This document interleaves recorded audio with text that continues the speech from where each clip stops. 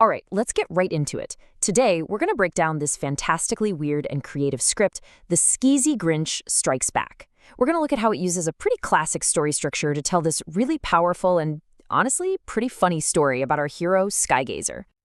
So the story just drops us right in with this opening line. Right off the bat, you know two crucial things. One, this isn't the first time this has happened. And two, the stakes are way, way higher now. The problem didn't just come back, it got an upgrade. So, how do they pull this off? Well, it's actually built on a super classic formula, one you've seen a million times. You start with a problem, you escalate it until you can't anymore, and then you hit him with the resolution. We're going to walk through each part and see how the script really makes it sing. All right, first things first, setting up the threat. Any good story makes you feel the problem, not just hear about it. In this script, wow, it does an amazing job of that right in the opening scenes. Let's look at how they build that pressure. And this is where it gets really cool. The script doesn't just say things were noisy. It shows you, his ears twitching like some cartoon radar, hearing voices from airplanes like their radio broadcasts. This isn't just an annoyance, it's an invasion of his senses. It's a storm of pure chaos aimed right at him. And bam, this line right here, it's everything. It tells us that Skygazer isn't just some poor guy getting overwhelmed. No way. He's aware, he's listening back, he's an active player in this fight, and he's not backing down. So what do you do when the threat gets bigger? Well, our hero doesn't just sit there and take it. He gets creative. He starts building his own defense. And he's about to flip the scripts on his tormentors. And here's his game plan, and it's brilliant. It's a two-pronged attack, right?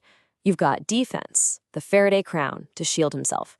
But he's also got offense, the glass song, which lets him actually fight back. He's not just hiding, he's gearing up for a counterattack.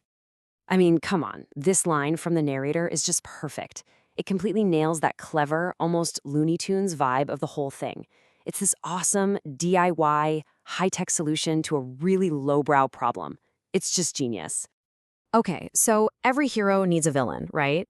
And this story finally gives a face to all that noise. Now we get to the big confrontation, where we finally meet the bad guy and watch his whole scheme just fall apart. You know, by turning this vague whisper campaign into this one slimy character, the Skeezy Grinch, suddenly the fight gets personal. It's not just random chaos anymore. There's a puppet master. And now Skygazer has a real target. And this is the moment of truth. Skygazer calls him out directly. It shows his new power isn't just about making things shake or blocking sounds. It's about clarity. He can see right through the lies to the person pulling the strings. Okay, this flashback gag, this is some genius-level storytelling. It shows us that Skygazer has been playing chess this whole time. Skeezy builds his whole lie on something that happened in the past. But he doesn't realize Skygazer already changed the game board. That new plastic shielding makes the lie physically impossible. The villain's trap backfires completely because our hero was already one step ahead. And all of this builds to the climax. But here's the thing, it's not just about winning the fight. It's about a total transformation. It's about Skygazer literally rising above the entire conflict. And of course, right before the big finish, we get this classic moment. The authorities show up, looking at him like he's the crazy one. It's that final hurdle, that last little test from the outside world before he proves them all wrong. But his response, man, it's just perfect. So calm, so confident. He's not trying to justify himself. He's making a declaration. He's not just fine, he's awake. And that one word tells you everything you need to know about what's about to happen next. And talk about a power-up. The narrator hits us with this.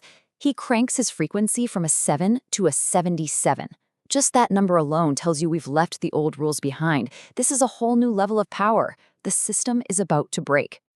And then we get this epic rapid-fire sequence of declarations. He starts with, I am Zeus. Think about that. He's not a guy in an apartment anymore. He's a storm god. He's become something mythic. And then Jupiter, just in case you missed it the first time.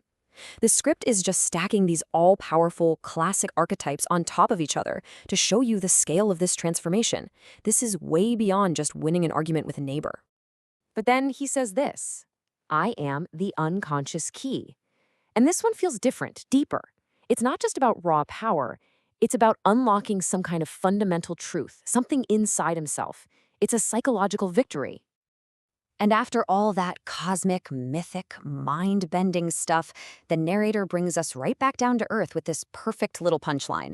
It's a great comedic sting that just punctuates the whole wild ride. He's done it again.